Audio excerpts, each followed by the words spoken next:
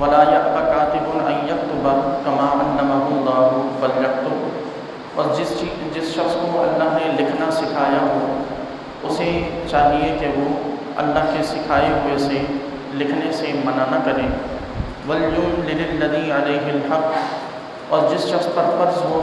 لکھوانا اسی کی ذمہ داری ہے۔ وَلْيَتَّقِ اللَّهَ رَبَّهُ، اور چاہیے کہ اسے اللہ سے ڈرنا چاہیے۔ وَلَا يَبْخَسْ مِنْهُ شَيْئًا، اور وہ قرض میں سے بھی کم نہ کرے۔ فَإِنْ كَانَ الَّذِي عَلَيْهِ الْحَقُّ سَفِيهًا أَوْ ضَعِيفًا، اور اگر مقروض کم عقل ہو یا کمزور ہو، أَوْ لَا يَسْتَطِيعُ أَن يُمِلَّ هُوَ، یا پھر وہ خود لکھوانے کی صلاحیت نہ رکھتا ہو، فَلْيُمْلِلْ وَلِيُّهُ بِالْعَدْلِ، تو پھر اس کے کسی ولی کو چاہیے کہ وہ یہ پورا کا پورا ایگریمنٹ لکھوائے۔ وَاسْتَشْهِدُوا شَهِيدَيْنِ مِن رِجَالِكُمْ، اور تم اپنے مردوں میں سے 2 مردوں کو گواہ بناؤ۔ فَإِن لَّمْ يَكُونَا رَجُلَيْنِ، اگر 2 مرد نہ ہوں، فَرَجُلٌ وَامْرَأَتَانِ، اور تو ایک آدمی اور 2 عورتیں ہوں، ممن ترضون من الشہداء، کہ جن کو تم گواہ بنانا پسند کرو، ان تضل احداہما فتذکر احداہما الاخری، 2 عورتیں اس لیے تاکہ اگر ایک بھولے تو دوسری اسے یاد دلائے۔ ولا یأبی الشہداء اذا ما دعوا، اور جب گواہوں کو بلایا جائے تو گواہ آنے سے منع نہ کریں۔ ولا تسأموا ان تكتبوه صغيرا او كبيرا الى اجله، اور قرض چھوٹا ہو یا بڑا اس کے لکھنے میں سستی نہ کرو۔ ذالکم اقسط عند اللہ واقوم للشہادہ، یہ اللہ کے نزدیک زیادہ عادلانہ ہے اور واقوم للشہادہ، اور گواہی دینے کا درست طریقہ ہے۔ وادنی الا ترتابوا الا ان تکون تجارۃ، اور شکوک و شبہات کو دور کرنے کا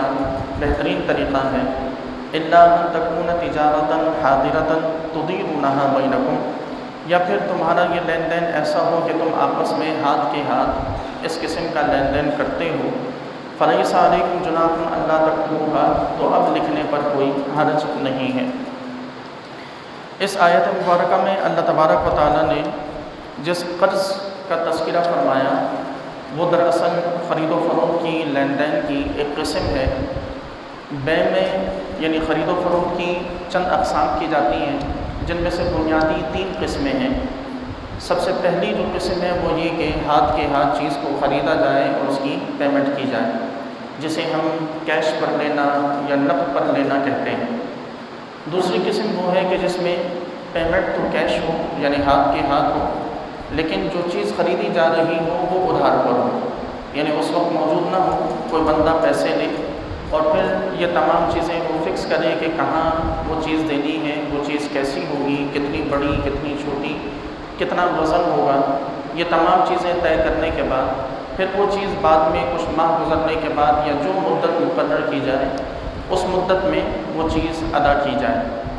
یہ قسم بے سلم کہلاتی ہے۔ اور تیسری قسم وہ ہے کہ جس میں پیمنٹ بھی ادھار ہو اور سامنے والی جو چیز خریدی جا رہی ہے وہ بھی ادھار ہو۔ ان 3 قسموں میں سے پہلی 2 قسمیں جائز ہیں، یعنی ہاتھ کے ہاتھ لین دین کرنا یہ بھی جائز ہے، پیمنٹ کا فوری طور پر ہونا اور چیز کا ادھار ہونا یہ بھی جائز ہے۔ لیکن تیسری جو قسم ہے یعنی پیمنٹ بھی ادھار ہونا اور چیز کا بھی ادھار پر ہونا یہ ناجائز ہے۔ اب یہاں اس آیت مبارکہ میں جس قسم کی بات کی جا رہی ہے وہ دوسری قسم ہے، جس میں پیمنٹ ہاتھ کے ہاتھ ہو اور چیز ادھار پر ہو۔ اللہ تبارک و تعالیٰ نے فرمایا کہ جب کبھی ایسا ہو کہ تم کوئی چیز خریدو اور ادھار پر کوئی چیز خریدو تو اسے لکھ لیا کرو کہ یہ تمہارے لیے زیادہ بہتر ہے۔ اب یہاں رب کائنات کو اس بات کی کیا ضرورت کہ اللہ تبارک و تعالیٰ ہمیں کسی چیز کے، کسی عقد کے، کسی معاہدے کے یا کسی ایگریمنٹ کے ہمیں لکھنے کا حکم ارشاد فرمائے؟ اس میں حکمت یہی ہے کہ رب کائنات ہمیں ہمارے آپسی تنازعات سے بچانا چاہتا ہے کہ اگر کوئی چیز مثال کے طور پر ہم کوئی چیز خریدیں، پیمنٹ ہاتھ کے ہاتھ کریں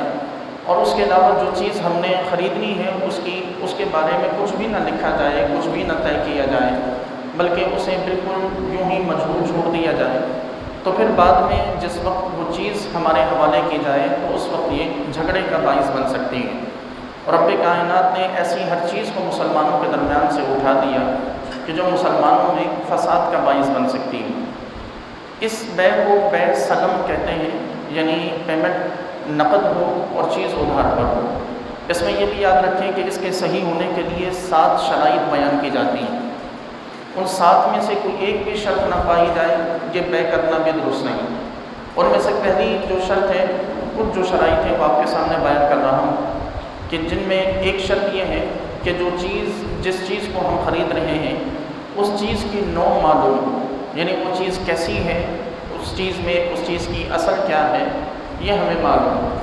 دوسرا یہ کہ اس کی جنس معلوم ہو، یعنی وہ چیز دراصل کیا چیز ہے۔ مثال کے طور پر ہم فصل خرید رہے ہیں اور ہم نے اس کے بدلے میں پیمنٹ کر دی ہے، تو اب فصل کے بارے میں یہ پتہ ہونا ضروری ہے کہ آیا یہ فصل جس زمین کی ہے وہ زمین بارانی ہے، یعنی بارش سے اس زمین کو پانی دیا جاتا ہے، یا اپنی جیب سے پانی خرید کر اسے دیا جاتا ہے۔ جنس کے معلوم ہونے سے مراد یہ ہے کہ یہ معلوم ہو کہ وہ چاول ہے یا گندم۔ تیسری چیز یہ معلوم ہو کہ اگر وہ وزنی چیز ہے تو وزن معلوم ہو، ناپے جانے والی چیز ہے تو اس کا ناپ تول معلوم ہو۔ مثال کے طور پر اگر گندم ہے تو اس کا وزن کیا ہے، اگر چاول ہے تو اس کا وزن کیا ہے، کپڑا ہے تو وہ کس قدر کتنے گز ہے، اور زمین ہے تو وہ کتنے گز ہے۔ یہ تمام تر چیزیں اپنے اپنے حساب سے، یعنی جو چیزیں تولی جاتی ہوں ان کی تول کا حساب ہو، جو چیزیں ناپی جاتی ہوں ان کی ناپ کا حساب ہو، اور جو چیزیں اندازہ کی جاتی ہوں ان کے اندازوں کا حساب ہو۔ پھر اس کے بعد اگلی جو شرط ہے وہ یہ کہ وہ چیز دراصل موجود ہو، یعنی ایسا نہ ہو کہ وہ چیز ابھی پیدا ہی نہ ہوئی ہو۔ مثال کے طور پر کسی شخص نے درختوں پر لگے ہوئے پھلوں کی بے کی، یا مثال کے طور پر کسی شخص نے جانور حاملہ تھا، گائے حاملہ تھی، اس نے گائے کے پیٹ کے اندر جو بچہ موجود ہے وہ خریدنا چاہا۔ اب وہ چیز سرے سے اس وقت موجود نہیں ہے، یہ بھی نہیں معلوم کہ پیدا ہوگا وہ بچہ تو وہ نر ہوگا یا مادہ، یہ بھی معلوم نہیں کہ وہ پیدا ہونے کے بعد زندہ رہے گا یا نہیں، یہ بھی معلوم نہیں کہ وہ یہ پوری کی پوری مدت یعنی پیدائش کی مدت وہ پورے طریقے سے پوری کر سکے گا یا نہیں۔ تو یہ تمام چیزیں معلوم نہیں ہو سکتی، تو اس لیے شریعت نے اس کے لینے سے اور خریدنے سے منع کر دیا، یعنی اس چیز کا وجود میں ہونا ضروری ہے، اگرچہ ہمارے ہاتھ میں نہ ہو لیکن کم از کم وہ چیز موجود ضرور ہو۔ اس کے بعد اگلی جو شرط ہے وہ یہ کہ یہ معلوم ہو کہ وہ چیز ہمارے حوالے کب کی جانی ہے، یعنی آج ہم نے پیمنٹ کر دی تو اب ہمیں یہ لکھا جانا ضروری ہے، یہ طے کرنا ضروری ہے کہ 1 مہینے کے بعد وہ چیز ہم تک پہنچے گی یا 1 سال کے بعد وہ چیز ہم تک پہنچے گی۔ اس میں شریعت نے کوئی لمیٹیشنز نہیں رکھی ہیں کہ اتنی ہی مدت رکھی جا سکتی ہے، اس سے زیادہ نہیں، آپس میں جو مدت طے ہو جائے اس کے حساب سے بالکل جائز ہے۔ اگلی جو شرط ہے وہ یہ کہ کم از کم وہ جگہ معلوم ہو کہ جس جگہ پر وہ چیز ہمارے حوالے کی جانی چاہیے۔ یہ کل شرائط ہیں، ٹوٹل 7 شرائط، اور بعض علماء نے ان 7 شرائط کو جب تفصیل سے بیان کیا تو یہ 12 شرائط جا کر بنی۔ تو ان کا پایا جانا اس بین میں ضروری ہے، یعنی جو چیز ہم خرید و فروخت کر رہے ہوں اس میں ہم قیمت اس کی نقد ادا کریں، چیز ہمیں ادھار پر ملے۔ اس کی ایک مثال یوں بھی سمجھ لیجئے کہ مثال کے طور پر ہم کپڑا خریدنے گئے، اور کپڑا خریدتے ہوئے جب ہم نے اپنا من پسند کپڑا کپڑے کی دکان سے خریدنا چاہا، وہ کپڑا موجود نہیں تھا۔ اب ہم نے رقم ادا کر دی، اور رقم ادا کرنے کے بعد اس کی قیمت ادا کرنے کے بعد دکاندار نے ہم سے کہا کہ فلاں دن فلاں تاریخ کو فلاں وقت میں اتنے گز کا کپڑا، اس قسم کا کپڑا آپ کو یہاں سے مل جائے گا۔ یہ وہ بے ہے کہ جس میں ہم جو قیمت ہے وہ نقد ادا کر رہے ہیں، اور جو چیز ہے وہ ہمیں بعد میں مل رہی ہے۔ ایسا کرنا بالکل جائز و درست ہے۔ اس میں یہ معلوم ہونا ضروری ہے کہ کپڑا کون سی قسم کا ہے، یہ معلوم ہونا ضروری ہے کہ کپڑے کی رنگت کیا ہوگی، یہ معلوم ہونا ضروری ہے کہ کپڑا کتنے گز کا ہوگا، یہ معلوم ہونا ضروری ہے کہ یہ کپڑا ہمیں کہاں ملنا ہے۔ یہ تمام چیزیں اگر معلوم ہوں تو بے جائز ہے۔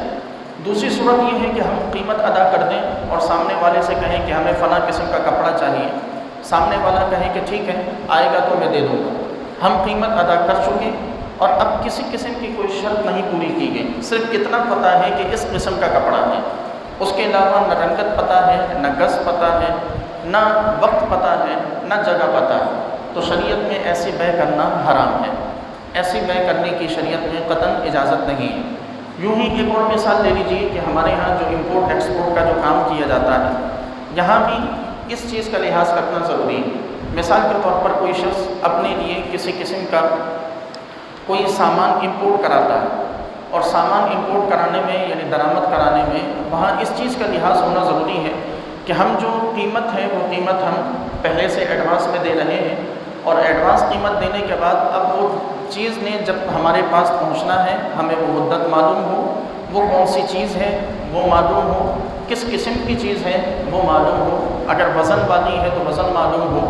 اگر ناپ تول والی ہے تو اس کا ناپ تول معلوم ہو۔ یہ تمام چیزیں اگر معلوم ہو تو پھر ظاہر ہے کہ ان تمام چیزوں کے معلوم ہونے کے بعد اب کسی بھی طور پر اس میں جھگڑے کا یا فساد کا سبب نہیں پایا جا سکتا۔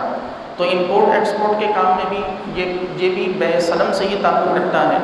اس میں بھی ہمارے لیے ان تمام شرائط کو ملحوظ خاطر رکھنا ضروری ہے۔ ایکسپورٹ کے کام میں یوں ہی سمجھ لیں کہ جیسے ہمارے یہاں چاول ایکسپورٹ کیا جاتا ہے، تو اگر سامنے سے ہمارے پاس قیمت نقد آ جاتی ہے، اور قیمت کے نقد آنے کے بعد اب ہمارا یہ بتانا انہیں ضروری ہے کہ چاول اس قسم کا ہوگا، چاول اتنے وزن کا ہوگا، اور چاول اس ٹائم تک یہ فلاں جگہ پر اس شخص کو ملے گا۔ اگر یہ تمام چیزیں پائی جا رہی ہیں تو یہ ایکسپورٹ کا یہ کام بھی جائز و درست ہے۔ یعنی شریعت ہمیں اس بات سے روکتی ہے کہ کوئی بھی شخص اندھا دھند کاروبار نہ کرے، ہر چیز کا معلوم ہونا، ہر چیز کا ہمارے پاس لکھا ہونا یہ نہایت ضروری ہے۔ اس کے علاوہ کیونکہ ان تمام چیزوں کے معلوم ہونے کے بعد فتنہ و فساد کی کوئی گنجائش باقی نہیں رہتی۔ اب اس کے بعد جو اگلی صورت ہے وہ یہ کہ مدت گزر گئی، یعنی کپڑے والے نے ہمیں جو وقت دیا تھا یا ہم نے چاول والے کو جو وقت دیا تھا وہ وقت گزر چکا، اور ہم وہ چیز وقت پر ڈلیور نہ کر سکے، اور کپڑے والا وہ کپڑا ہمیں وقت پر نہ دے سکا، تو آیا اب وقت کے گزرنے کے بعد قیمت میں کمی کی جا سکتی ہے یا نہیں؟ تو اس کا شرعی طور پر جواب یہ ہے کہ قیمت میں کمی نہیں کی جا سکتی۔ مثال کے طور پر کپڑے والے نے ہمیں ایک ہفتے کا ٹائم دیا کہ فلاں دن کو فلاں تاریخ کو اس وقت میں یہ کپڑا آپ تک پہنچے گا، اور وہ کپڑا ہم تک نہیں پہنچا، تو آیا کیا ہم اس سے یہ کہہ سکتے ہیں کہ کپڑا ہم تک اس ٹائم میں نہیں پہنچا تو اس کی قیمت کو وہ کم کرے یا قیمت میں ڈسکاؤنٹ دے؟ تو شرعی اعتبار سے ہم یہ نہیں کر سکتے۔ البتہ یہ ضرور کیا جا سکتا ہے کہ اس پر اس معاملے میں اس پر جرمانہ لگایا جائے، تاکہ وہ آئندہ اس قسم کی غلطی سے ہم محفوظ رہ سکیں، اس قسم کے نقصان سے ہم محفوظ رہ سکیں۔ اب سوال یہ ہے کہ شریعت جب ادھار کی لین دین سے شریعت ایک جانب منع کرتی ہے، یعنی سود میں شریعت نے ادھار کے لین دین سے منع کیا، تو یہ قسم کیوں متعارف کرائی گئی کہ جس میں شریعت اس بات کی اجازت دے رہی ہے کہ آپ ایک جانب سے رقم کیش میں ادا کر دیں اور دوسری جانب سے چیز آپ کو ادھار میں ملے؟ تو اس کی وجہ یہ ہے کہ شریعت ہمیں سود سے بچانے کا یہ ایک راستہ دے رہی ہے۔ اس کی مثال اگر ہم سمجھنا چاہیں تو فی زمانہ ہمارے یہاں شوگر ملز لگائی جاتی ہیں۔ ان شوگر ملز کا کام کیا ہوتا ہے؟ یہ کسان سے گنا خریدتی ہیں، اور کسان سے گنا خرید کر یہ اسے کریش کر کے یہ اس کی چینی بنا کر یہ آگے بیچتی ہیں۔ اب سوال یہ ہے کہ جو کسان اپنا گنا بیچنا چاہ رہا ہے، اس کے پاس ابھی کسی قسم کا کوئی کسٹمر نہیں ہے، وہ اگر چاہے اس کے پاس دو ہی راستے ہیں اپنی فصل کی تمام اخراجات کو پورا کرنے کے لیے، کہ یا تو وہ قرض اٹھائے سود پر، دوسرا طریقہ یہ ہے کہ وہ اس کھڑی ہوئی فصل کو بیچ دے، اور بیچے اس طور پر کہ وہ کیش میں رقم اس کی قیمت وصول کرے اور چیز کے بارے میں، فصل کے بارے میں بتا دے کہ فلاں مہینے تک یا فلاں دن تک یہ پک جائے گی تو اس کے بعد یہ تمہارے پاس ہے۔ اب اس میں فائدہ یہ ہے کہ کسان سودی قرض لینے سے بچ گیا، اس کی جو وقتی ضرورت تھی وہ پوری ہوئی، اور فصل کے پکنے کے بعد اسے کسی قسم کا کسٹمر کو تلاش کرنے کا جو اس کے لیے مشکل جو تھی، شریعت نے وہ بھی حل فرما دی کہ وہ پہلے ہی بیچ چکا۔ اور دوسرا یہ کہ جس آگے والی مل نے اس کی اس فصل کو خریدا، اس کے پاس اپنی اس فصل کو بیچنے کے لیے، اپنی اس پروڈکٹ کو بیچنے کے لیے اس کے پاس پورا کا پورا ایک ٹائم ہے کہ جس میں وہ پبلسٹی کر سکتی ہے، جس میں وہ ایڈورٹائزمنٹ کر سکتی ہے، اور اس پوری پبلسٹی اور ایڈورٹائزمنٹ کے بعد اب وہ جب فصل کے پکنے کا وقت ہو جائے اور کسان یہ فصل اس کے حوالے کر دے، تو ظاہر ہے کہ اتنی پبلسٹی کے بعد اسے بھی کئی کسٹمر مل چکے ہوں گے اور اس کے لیے اسے بیچنا آسان ہو جائے گا۔ تو یہ شریعت نے ہمیں ایک نہایت آسان راستہ بتایا کہ جس سے ہم سودی لین دین اور سودی قرضوں سے بچ سکتے ہیں۔ دوسرا یہ کہ یہاں اس بات کی بھی اجازت ہے اور اس بات کی بھی سہولت ہے کہ یہ تمام تر جو پروسیس ہے، ان تمام تر پروسیس میں شرائط بہت بنیادی حیثیت رکھتی ہے۔ شرائط میں سے کوئی ایک شرط نہ ہو تو یہ بیع ناجائز ہو جائے گی۔ ان تمام چیزوں کا یعنی چیز جو ایک تو معلوم نہیں ہے، تو اگر کم از کم جو چیز معلوم نہیں ہے تو اس کی جو اسپیسیفیکیشنز ہیں وہ ہمیں پوری کی پوری پتہ ہونا ضروری ہے۔ ایسا نہ ہو کہ معلوم ہی نہ ہو کہ وہ چیز کیسی ہے۔ مثال کے طور پر کسی شخص نے اپنے لیے گاڑی امپورٹ کرائی اور اسے گاڑی امپورٹ جب کرائی، آرڈر بک کرایا، پیمنٹ اس نے کی، اب اسے یہ معلوم ہونا ضروری ہے کہ گاڑی کا ماڈل کون سا ہے، گاڑی کا کلر کون سا ہے، گاڑی کون سی ہے۔ یہ اندھا دھند کی جو ہمارے یہاں بلو کی جاتی ہے کہ ہم نے رقم ایڈوانس میں جمع کرا دی، پیمنٹ کر دی اور بس یہ کہہ دیا کہ گاڑی چاہیے، گاڑی کے بارے میں کچھ نہ معلوم ہونا، یہ فساد کی جانب ہے کہ کل کو وہ جو چیز ہم نے منگائی اس میں کوئی خرابی پائی گئی، وہ ہمیں پسند نہ آئی، وہ ہماری مرضی کے مطابق نہ ہوئی، تو پھر ہمارا جو رقم کو ایڈوانس میں ادا کرنا تھا وہ سارا کا سارا نقصان میں جائے گا۔ تو شریعت اس چیز سے بھی ہمیں روکتی ہے۔ اس کے بعد اس تمام پروسیس کو اللہ تبارک و تعالیٰ نے لکھنے کا حکم دیا۔ لکھنے کا حکم اس لیے دیا کہ جو چیزیں نہ لکھی جائیں ان پر سے پھر کسی بھی شخص کا یا تو مکر جانا بہت آسان ہے، اگر مکرنا آسان نہ ہو تو خدا نہ خواستہ جس سے ہم نے ڈیل کی وہ شخص اگر انتقال کر گیا، فوت ہو گیا، تو ہمارا نقصان کا اندیشہ بڑھ جاتا ہے۔ یعنی ایک طرف والے کا دونوں طرف سے اگر لکھت پڑھت نہ ہو تو اگر سامنے والے کسی شخص کا انتقال ہو جائے تو لکھت پڑھت نہ ہونے کی وجہ سے پورے کے پورے کاروبار کے ڈوب جانے کا خطرہ ہوتا ہے۔ تو شریعت نے اس سے بھی ہمیں منع کیا اور فرمایا کہ چھوٹا ہو یا بڑا، یعنی یہ لین دین چھوٹا ہو یا بڑا، اس کو لکھ لینا ضروری ہے۔ یہاں ہمیں یہ بھی سمجھنا ضروری ہے کہ اللہ تبارک و تعالیٰ نے نقد یعنی کیش جو لین دین ہوتا ہے اس میں لکھنے کا حکم نہیں دیا۔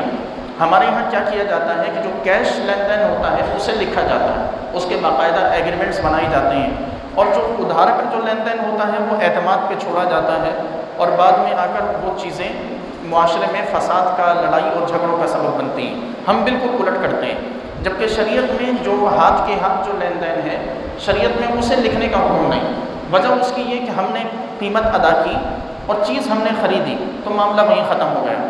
اب کسی قسم کی کوئی گارنٹی نہ اس بندے کی نہ ہماری، الا یہ کہ جو شریعت نے چند چیزوں میں رخصتیں عطا فرمائی ہیں وہ چند چیزیں انشاءاللہ آگے بھی بیان کی جائیں گی، جن میں سے ایک بنیادی چیز آپ کے سامنے بیان کروں، اور تاکہ ہمیں اندازہ ہو کہ ہم کاروباری طور پر کس حد تک شریعت کے خلاف جا رہے ہیں۔ مثال کے طور پر شریعت اس بات کی اجازت دیتی ہے کہ کوئی شخص کوئی چیز خریدنے گیا اور خریدنے کے بعد اسے اس بات کا اختیار ہے کہ خریدنے والا یا بیچنے والا وہ یہ کہہ دے کہ میں ایک ہفتے تک یا 3 دن تک مجھے اس بات کا اختیار ہے کہ اگر مجھے یہ چیز پسند نہ آئی تو میں واپس کر دوں گا۔ شریعت اس بات کو لازم قرار دیتی ہے کہ دونوں میں سے جس نے بھی یہ بات کر دی اسے اختیار ہے کہ وہ 3 دن تک چیز کو چیک کرے، پسند نہ آئے تو واپس کر دے۔ ہمارے ہاں اس چیز کا تصور ہی نہیں۔ یوں ہی شریعت اس بات کی بھی اجازت دیتی ہے کہ ہم نے کوئی چیز دیکھی،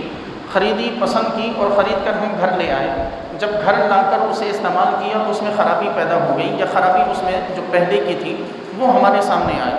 اب ہم اسے واپس کرنا چاہیں تو شریعت اجازت دیتی ہے اور سامنے والے کو حکم دیتی ہے کہ وہ اسی قیمت پر یعنی وہ ساری قیمت جو ہم نے ادا کی ہو وہ واپس کرے اور چیز کو اپنے پاس رکھے۔ آج ہمارے یہاں اس چیز کا تصور ہی نہیں۔ ہمارے یہاں دکانوں پر بڑا بڑا لکھا جاتا ہے کہ ہم کسی چیز کے ذمہ دار نہیں یا خریدی ہوئی چیز واپس نہیں ہوگی۔ یہ چیزیں اسلامی اصول کے خلاف ہیں۔ اسلام اس بات کی اجازت قطعاً نہیں دیتا کہ ہم کسی بھی چیز کو 10 چیزوں میں سے 8-9 چیزیں درست رکھیں، ایک چیز خراب رکھیں اور سامنے ایک بینر لگا دیں کہ ہم کسی چیز کے ذمہ دار نہیں۔ اسلام اس بات کی اجازت نہیں دیتا کہ وہ 10ویں چیز ہم کسی کو دیں جو خراب ہو، سامنے والا خرابی کے باعث اسے واپس لے کر آئے تو ہم جھگڑا شروع کریں۔ اسلام اس بات کا پابند کرتا ہے کہ ہم پر یہ لازم ہے کہ اس چیز کو واپس لیں، اور اس چیز کو واپس لینا ہی لازمی ہے۔ ہمارے یہاں پہ ریپورٹ چیز کی جاتی ہے کہ اگر چیز میں خرابی پیدا ہو گئی تو یہ آفر دی جاتی ہے کہ اس کے بدلے میں ایکسچینج کر لیں۔ ایکسچینج آفر دی جاتی ہے، واپسی کی آفر نہیں۔ اسلام ایکسچینج آفر نہیں دیتا، اسلام واپسی کا کہتا ہے کہ اس چیز کو خرابی پر مشتمل چیز کو واپس کر دیا جائے۔ تو یہ وہ چند باتیں تھیں کہ جو ہم اگر دیکھیں اسلامی نقطۂ نظر سے تو ہمارے معاشرے میں خرید و فروخت کاروبار تمام تقریباً اسلامی اصول و ضوابط کے خلاف چلتے ہیں۔ پھر اللہ تبارک و تعالیٰ نے یہاں یہ بھی فرمایا کہ اس شخص کا یعنی جو شخص لین دین کر رہا ہو اس کا لکھنا اور سامنے والے کا لکھوانا یہ ضروری ہے۔ شریعت نے یہ تک طے کر دیا کہ اس لکھنے پڑھنے کا یعنی اس ایگریمنٹ کا جتنا جو خرچہ آئے گا وہ کس پر ہے۔ اللہ تبارک و تعالیٰ نے فرمایا کہ وَلْيُمْلِلِ الَّذِي عَلَيْهِ الْحَقُّ کہ جو شخص خرید رہا ہو تو اسی کے ذمے ہے کہ وہ اس چیز کو لکھوائے، اور یہ تمام تر اخراجات بھی اسی خریدنے والے کے ذمے ہیں کہ وہ چیز اس تمام کے تمام پروسیس کو لکھوائے اور یہ تمام کے تمام شرائط اس کے پاس لکھی ہوئی موجود ہوں۔ پھر اگر وہ شخص جو خرید و فروخت کر رہا ہو وہ چھوٹا بچہ ہے یا کم عقل ہے یا کمزور ہے تو اسے اس بات کی اجازت ضرور ہے کہ وہ اپنے درمیان کسی اور کو بٹھائے اپنی جانب سے، اور وہ کوئی بڑا شخص یا طاقتور شخص یا ذی مرتبہ شخص وہ اس کی جانب سے یہ پورا کا پورا ایگریمنٹ تیار کروائے یا اس کی جانب سے ایگریمنٹ پر سائن کرے۔ اس کے علاوہ شریعت یہاں اس بات کا بھی حکم دیتی ہے کہ وَلَا يَبْخَسْ مِنْهُ شَيْئًا، یہ وہی حکم ہے کہ اگر بتائی گئی مدت سے اوپر وقت گزر جائے تو کسی بھی طور پر چیز کی قیمت میں کمی کرنے کی اجازت نہیں۔ اور پھر آگے فرمایا کہ وَاسْتَشْهِدُوا شَهِيدَيْنِ مِن رِجَالِكُمْ، اس پورے کے پورے پروسیس پر 2 گواہوں کا ہونا ضروری ہے، کیونکہ ایگریمنٹ اگر ہم کریں اور گواہ موجود نہ ہو تو ایگریمنٹ تو کوئی ایک فریق بھی پھاڑ کے پھینک دے اور کہے کہ یہ ہم نے کیا ہی نہیں۔ تو شریعت کیا کہتی ہے کہ وہاں 2 گواہوں کا ہونا ضروری ہے، اور اگر 2 مرد نہیں ہیں تو 1 مرد اور 2 عورتوں کا بطور گواہ ہونا ضروری ہے۔ اب اس آیت مبارکہ کے اس حصے کو لے کر اسلام پر بہت بڑا اعتراض کیا جاتا ہے، اور اسلام پر اعتراض یہ کہ اسلام نے عورت کو کیا آدھا انسان سمجھ لیا کہ 2 مردوں کی گواہی ہے، اگر 2 مرد نہ ہوں تو 1 مرد اور اس دوسرے مرد کے مقابلے میں 2 عورتیں یعنی آدھی آدھی عورت ملا کے 1 مرد بنے۔ تو یہ اعتراض کیا جاتا ہے اسلام کے حقوق نسواں کے حوالے سے۔ تو یہاں یہ یاد رکھیں کہ یہ شریعت میں عورت کی جو 2 عورتوں کی گواہی کو جو لازم کیا گیا یہ اس بنیاد پر نہیں ہے کہ عورت آدھی انسان ہے۔ ایسی مثالیں بہت سی موجود ہیں کہ جہاں عورت کی گواہی معتبر ہے، مرد کی گواہی سرے سے قابل قبول ہی نہیں، تو کیا مرد وہاں یہ اعتراض کرے کہ مجھے تو اسلام نے انسان ہی نہیں سمجھا کہ میری گواہی تو بالکل ہی رد کر دی گئی؟ اس کی ایک مثال یوں سمجھ لیں کہ کسی شخص کو اس بات کی اطلاع دی جائے، یعنی کوئی عورت آ کر کہے کہ فلاں اور فلاں بچے کو میں نے دودھ پلایا۔ اب ظاہر ہے کہ یہ بالکل خواتین کا معاملہ ہے، کوئی مرد اس معاملے میں گواہی نہیں دے سکتا کہ اس عورت نے دودھ پلایا یا نہیں پلایا۔ اس ایک عورت کی گواہی اس بارے میں قبول کی جائے گی، یعنی کوئی بھی عورت کھڑی ہو کے کہہ دے کہ میں نے فلاں کو اور فلاں کو دودھ پلایا ہے، اس کی گواہی مانی جائے گی، اور شریعت ان دونوں کو اس عورت کے رضائی اولاد قرار دے دے گی۔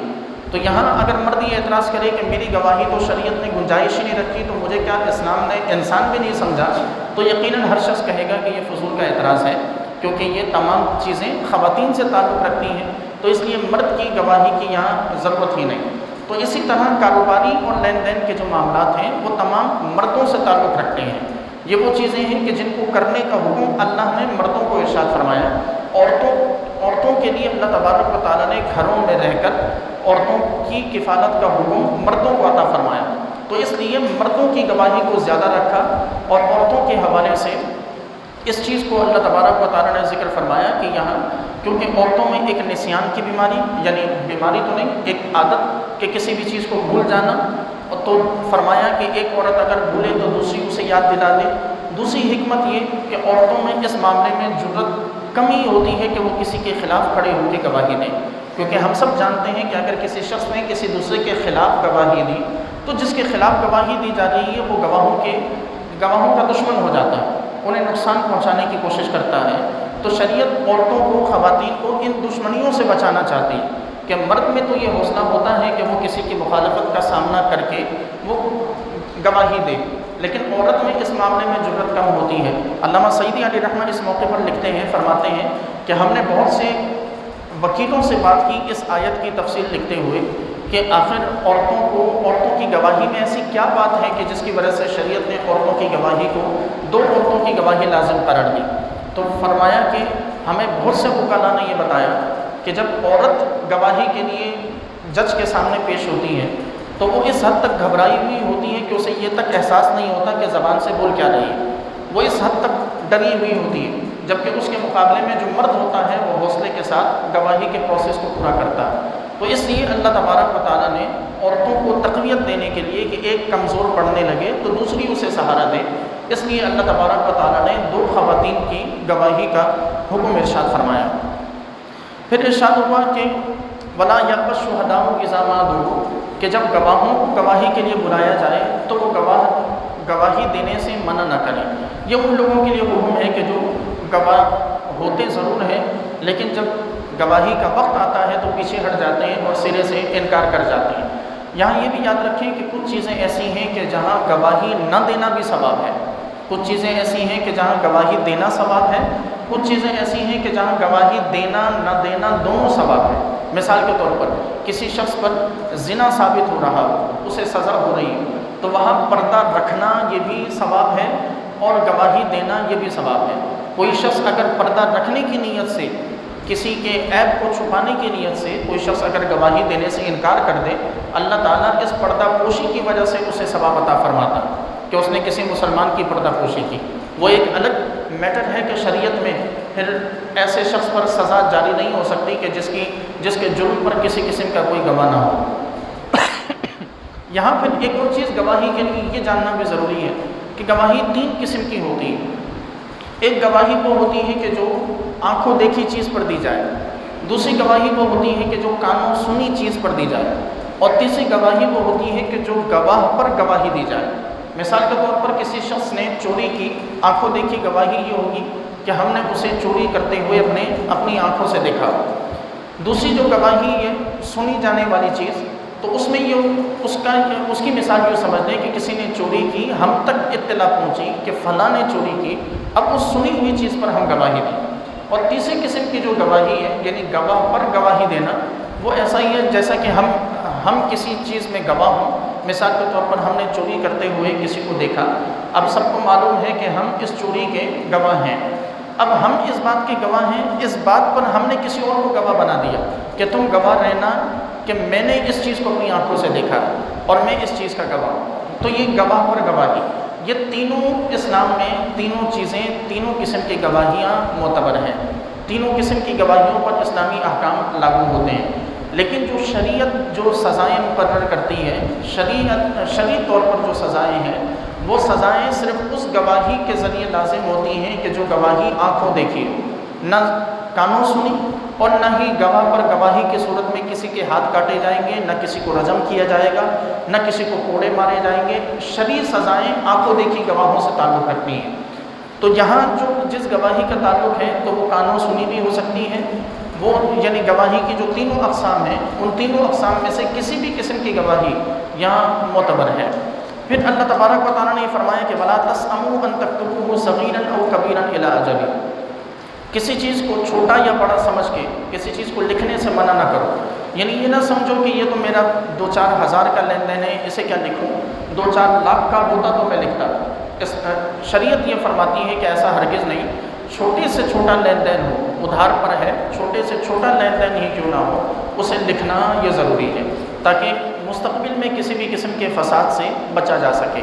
پھر فرمایا کہ ذالک مقصد عند اللہ، یہ اللہ کے نزدیک بہت زیادہ عدل پر مشتمل ہے۔ وَأَقْوَمُ لِلشَّهَادَةِ، یہ لکھنا تمہارے لیے گواہی کے لیے بہت بہترین ہے۔ وَأَدْنَىٰ أَلَّا تَرْتَابُوا، اور کسی بھی قسم کی شک میں پڑنے سے بہتر ہے کہ لکھ لیا جائے۔ جیسا کہ بسا اوقات ہمارے ساتھ ہوتا ہے کہ ہم کسی چیز کا آرڈر دیتے ہیں، پیمنٹ جمع کراتے ہیں، بعد میں ذہن میں شکوک آتے ہیں کہ پتہ نہیں یہ چیز بھی بیان کی تھی یا نہیں، اسے یہ بھی بتایا تھا یا نہیں، چیز ایسی ہونی چاہیے ویسی ہونی چاہیے، یہ کلیئر کیا تھا یا نہیں، میں نے کلر کون سا بتایا تھا، میں نے وزن کتنا بتایا تھا۔ تو یہ تمام تر شکوک سے بچانے کے لیے اسلام فرماتا ہے کہ لین دین چھوٹا ہو یا بڑا، اسے ہر